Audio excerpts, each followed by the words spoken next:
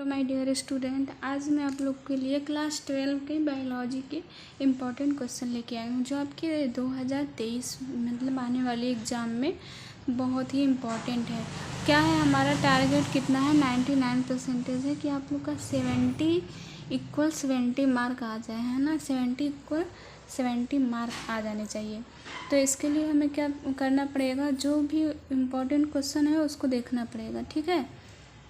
तो पहला क्वेश्चन हमारा क्या कह रहा है, अनुकूलन किसे कहते हैं ना। डिफिनेशन ऑफ अनुकूलन मतलब अनुकूलन की परिभाषा देनी है। और दूसरी बात, स्पष्ट कीजिए कि लवण मृदोभीत पौधे अपने वातावरण के अनुकूलन है या नहीं है ना। तो मेन टॉपिक क्या होता है, अगर जितने भी क्वेश्चन पूछे जाते हैं सब हम लोग के टॉपिक्स में से ही पूछे जाते हैं, यानी सिलेबस जो हमारा होता है उसी में से, आउट ऑफ सिलेबस कोई भी क्वेश्चन नहीं होता। तो हम लोग कहाँ गलती करते हैं, इस गलती को आज जानने की कोशिश करते हैं। क्वेश्चन आते हुए भी हम लोग क्या करते हैं, क्वेश्चन नहीं कर पाते हैं। क्यों, ऐसा क्यों होता है? तो इसका उत्तर मैं बता रही, आप लोग ध्यान दो। क्या है, हम लोग टॉपिक तो सारे पढ़ते हैं, बच्चे आजकल के इतने हैं कि पढ़ते हैं, है ना। टॉपिक सभी हम लोग पढ़ते हैं, बट हम लोग क्वेश्चन आता हुआ भी छोड़ के चले आते हैं एग्ज़ाम में। इसका मेन कारण ये है कि हम लोग क्वेश्चन को पूरा पढ़ते नहीं हैं। जो मान लीजिए ये हमारा क्वेश्चन है, इसको हम लोग पूरा पढ़ते नहीं हैं, इसके लाने ये होता है, ठीक है। क्वेश्चन को हम लोग बस क्या पढ़ लिए, अनुकूलन किसे कहते हैं, अरे ये तो क्वेश्चन आ रहा है, इतना ही छोड़ के रहने देते हैं। बट ऐसा करने से हमारा ही लॉस होता है। जो हम लोग की पहले क्वेश्चन को पढ़ना चाहिए। नहीं समझ में आ रहा है क्वेश्चन, एक बार 2 बार पढ़िए। आप रिपीट करेंगे क्वेश्चन तो आप जो टॉपिक पढ़े रहेंगे माइंड में ऑटोमेटिक आ जाएगा कि हाँ इसका आंसर ये होगा। इतना बात समझ में आया होगा आप लोग को। तो मेन टॉपिक पढ़ लो आप, टॉपिक पढ़ने के बाद ऑटोमेटिक आप क्वेश्चन बना सकते हो। वो क्वेश्चन जो पूछेगा वो भी ऑटोमेटिक कर सकते हो, है ना। तो पहला क्वेश्चन ये हो गया। दूसरा क्वेश्चन क्या है, दूसरा क्वेश्चन है मेंडल के प्रभाविता नियम का वर्णन कीजिए। ये क्वेश्चन तो बहुत रिपीट क्वेश्चन है, ये क्वेश्चन आपका एग्जाम में बहुत बार पूछा गया, रिपीटेड क्वेश्चन है। मेंडल के प्रभाविता नियम का वर्णन कीजिए, क्वेश्चन बार बार पूछा जाता है ना। अगला क्वेश्चन है मानव शुक्राणु का एक नामांकित चित्र बनाइए। जैसे मानव शुक्राणु होते हैं उसका क्या करना है, एक नामांकित चित्र बनाना है। आप क्या फिगर ड्रा कर दीजिए और नॉमेनक्लेचर कर दीजिए, थोड़ा नॉमेनक्लेचर करके उसके बारे में थोड़ा लिख दीजिए, है ना। आपको इतना से ही मार्किंग मिल जाएगा। अगर थ्योरी नहीं लिखना है तो आप क्लियर फिगर ड्रा करिए। और फिगर ड्रा कैसे करेंगे, आप कलरफुल पेन ले जाके उसमें करेंगे और नॉमेनक्लेचर ब्लैक पेन से करना, और जो फिगर रहता है उसको कलरफुल पेन से दर्शा देना, है ना। आपको उसमें मार्क मिल जाएंगे। अगला है संक्षिप्त टिप्पणी लिखिए। मतलब ऐसे भी पूछ सकता है, संक्षिप्त टिप्पणी दे के आपको इसमें 3-4 क्वेश्चन दे देगा, है ना। आपको वो करना रहेगा। तो क्या है, उत्परिवर्तन भी हमारा बहुत बार एग्जाम में पूछा जाता है। उत्परिवर्तन भी रिपीटेड क्वेश्चन है, बहुत बार एग्जाम में पूछा जाता है ना।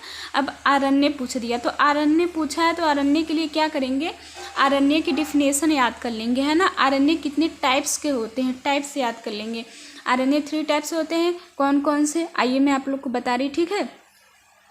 पहला होता है आरण्य, ठीक है, आरण्य होता है ना, NA।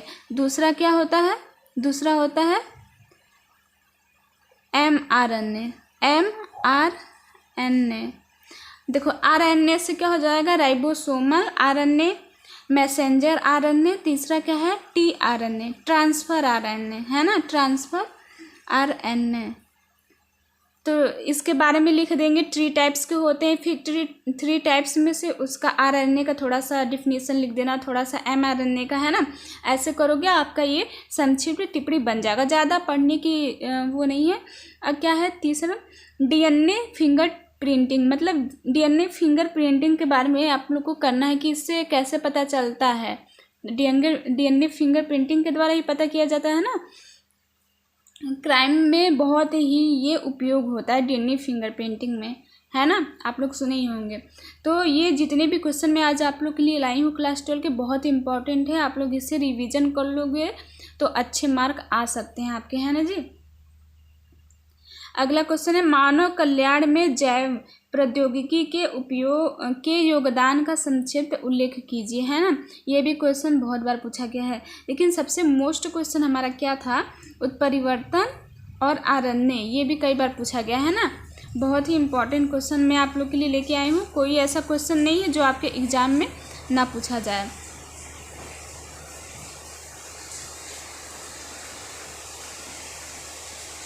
अगला क्वेश्चन है, जैव विविधता को परिभाषित कीजिए तथा इसके महत्व पर प्रकाश डालिए।